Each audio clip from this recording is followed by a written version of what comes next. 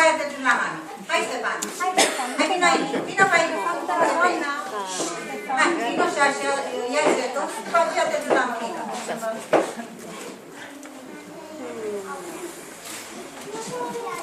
Bravo! Când apare Albina? Stai acolo cu minte și Bravo, Stefan!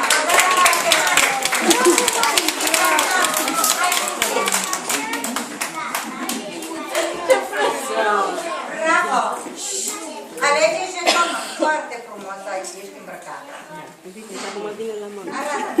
Eu mi-am ales jetonul. Cât sunt frunzele portocalii? În anotimpul? Bravo! Tania! Bravo! Marinescu, Alexandru!